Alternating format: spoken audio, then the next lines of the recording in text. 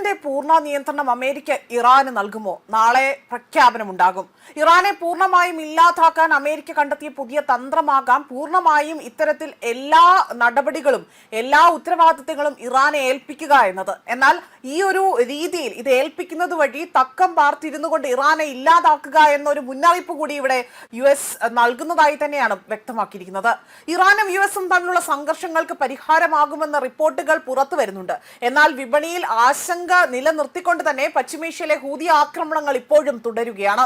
Hormuz തുറക്കാൻ നടക്കുന്ന ചർച്ചകൾ പുരോഗമിക്കുകയാണ് എന്ന് ഇറാനും US സ്ഥിരീകരിക്കുന്നുണ്ടെങ്കിൽ പോലും ചെങ്കടലിൽ ഇന്ത്യൻ കപ്പലിന് നേരെ അടക്കം നടന്ന ഹൂതി ആക്രമണങ്ങളെയാണ് കൂടുതൽ ആശങ്കാജനകമായി തന്നെ കാണുന്നത്. US ഒഴിവാക്കിക്കൊണ്ട് പാകിസ്ഥാൻ അടക്കമുള്ള മധ്യസ്ഥരുമായി ഇറാൻ നടത്തുന്ന ചർച്ചകളും സമാധാന ശ്രമങ്ങൾക്ക് തിരിച്ചടിയാകുന്നുണ്ട്. ഇറാൻ പക്ഷത്തു നിന്ന് പ്രവർത്തിക്കുന്നുവെന്ന ആരോപണത്തെ തുടർന്നുകൊണ്ട് പാകിസ്ഥാനെ US മധ്യസ്ഥ ശ്രമങ്ങളിൽ നിന്ന് ഒഴിവാക്കിയെന്ന റിപ്പോർട്ടുകൾക്കിടയിലാണ് ഇത് പുറത്തു വന്നിരിക്കുന്നത്. അതേസമയം ഹോർമൂസ് കടലിടുക്ക് എല്ലാ വാണിജ്യ കപ്പലുകൾക്കുമായി തന്നെ തുറന്നു കൊടുക്കുകയാണ് എന്ന് US സൈന്യം അറിയിച്ചിട്ടുണ്ട്.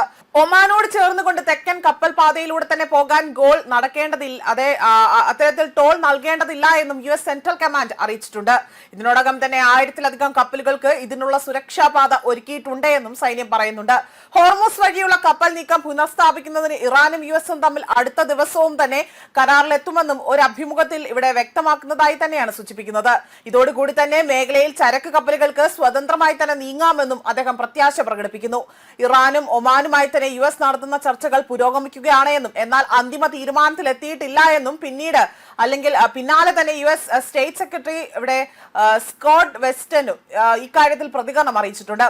ഇറാനും US തുടർന്നുകൊണ്ട് ചർച്ചകളിലേക്ക് നയിക്കാനുള്ള ശ്രമങ്ങൾ ഊർജിതമാണ് എന്നും മധ്യസ്ഥത വഹിക്കുന്ന ഖത്തറും പ്രഖ്യാപനം നടത്തിയിട്ടുണ്ട്.